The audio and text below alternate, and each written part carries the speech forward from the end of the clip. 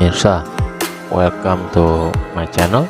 Pada kesempatan kali ini kita akan membahas tentang kemungkinan krisis di tahun 2023 atau kemungkinan krisis ekonomi di tahun 2023. Simak selengkapnya dalam video kami berikut ini. Tapi sebelum dimulai, dimohon untuk ketik like, subscribe, serta pencet tombol notifikasi dan tinggalkan komen demi kemajuan channel ini. Terima kasih pemirsa. Ya, ini memang sudah di banyak pihak yang memperkirakan ya bahwa akan terjadi krisis ekonomi yang cukup parah di 2023. Hal ini memang disampaikan oleh Ibu Menteri Keuangan Sri Mulyani, kemudian juga World Bank dan juga IMF juga ini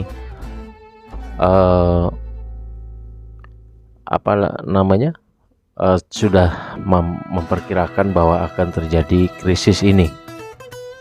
Bahkan diperkuat lagi dengan pernyataan Profesor Ekonomi dari New York University yang bernama Nouriel Roubini yang memprediksi bahwa dunia kita ini tengah memasuki era baru krisis stagflasi hebat yang belum pernah terjadi sebelumnya. Kita tahu Profesor Nouriel Roubini ini dia punya, bukan profesor ecek-ecek pemirsa ya, tapi dia punya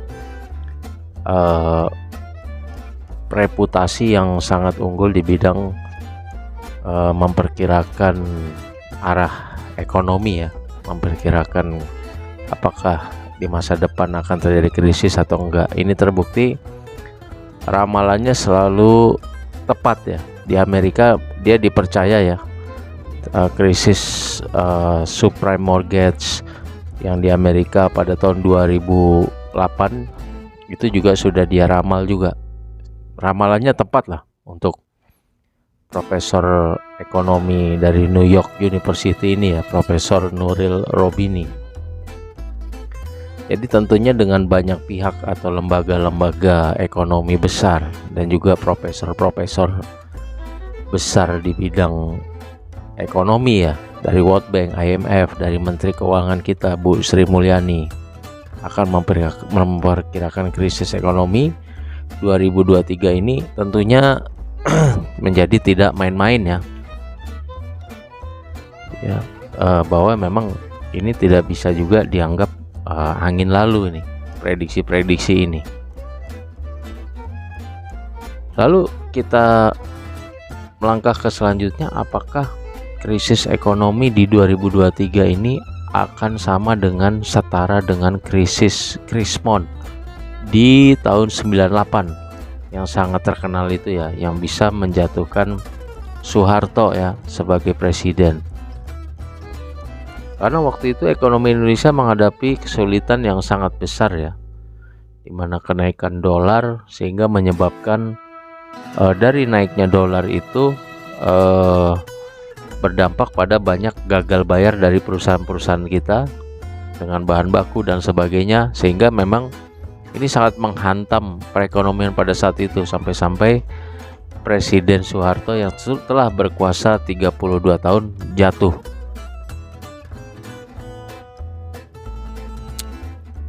Saat ini dunia masih menghadapi efek pandemi COVID-19 yang walaupun ini sudah menggeliat ya, sudah menggeliat cukup baik, namun gangguan pasokan global mendorong naiknya inflasi. Ketika pandemi mulai berlalu dan ekonomi mulai bergerak, ternyata banyak bisnis yang masih mengalami kesulitan ya.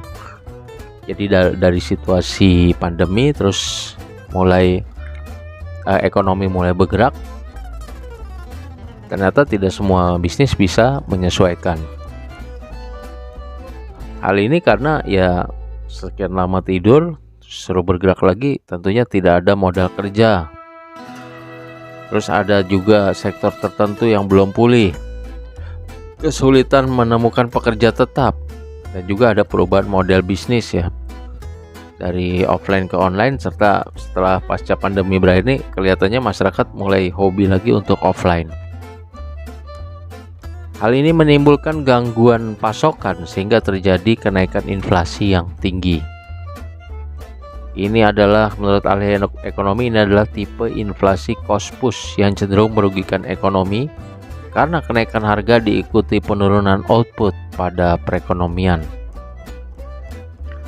Dampak inflasi pada individu dengan pendapatan tetap atau tidak mengalami kenaikan pendapatan adalah orang tersebut cenderung mengurangi jumlah barang yang dikonsumsi. Nah, jadi orang-orang karena penghasilannya tidak naik, inflasi semakin tinggi, ya otomatis dia menahan uangnya untuk membeli sesuatu, membeli barang. Nah, dengan menahan uangnya ini kan berarti kan produksi ekonomi tidak berjalannya lambat gitu, karena memang tidak ada barang-barang yang terjual. Ya, di sini juga terlihat bahwa dampak inflasi cenderung buruk bagi perekonomian karena kenaikan harga cenderung menurunkan output dari perekonomian. Ya.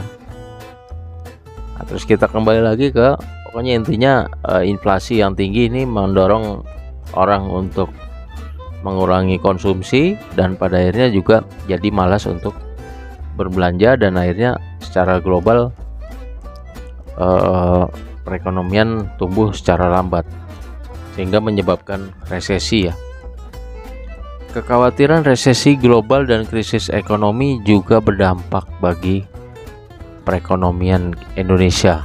Ketika pebisnis dihadapkan pada potensi krisis, maka dia akan cenderung mengamankan bisnisnya. Nah, ini juga berarti para pebisnis, para pengusaha juga cenderung cari aman ya, tidak mau melakukan ekspansi,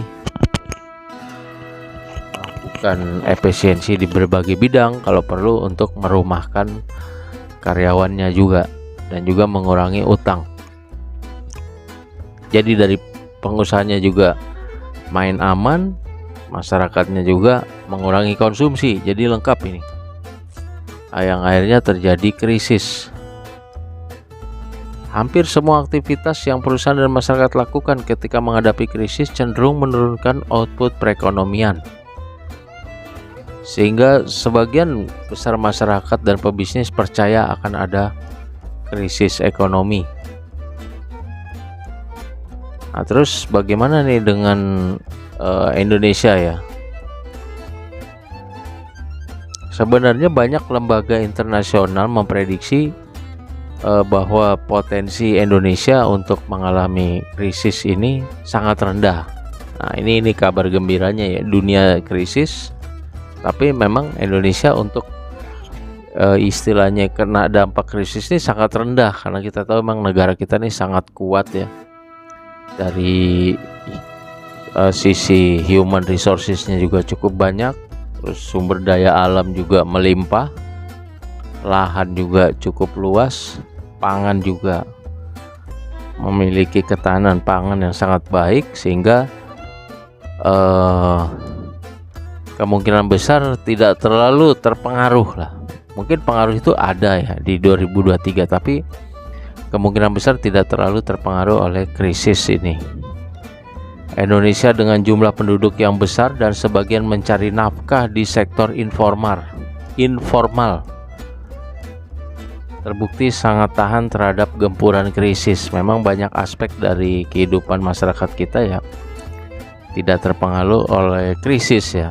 Sebenarnya seperti masyarakat yang di desa-desa itu, kalau krisis ya, krisis dengan tidak krisis tidak mungkin bedanya tipis, karena dia memang menghasilkan makanannya sendiri dan lain sebagainya ya.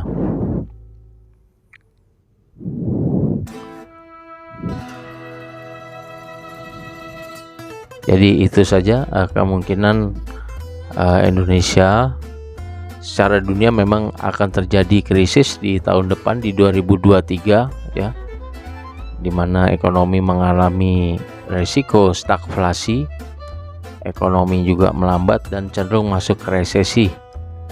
juga inflasinya tinggi, tapi Indonesia tidak perlu khawatir karena fundamental perekonomian nasional masih sangat baik.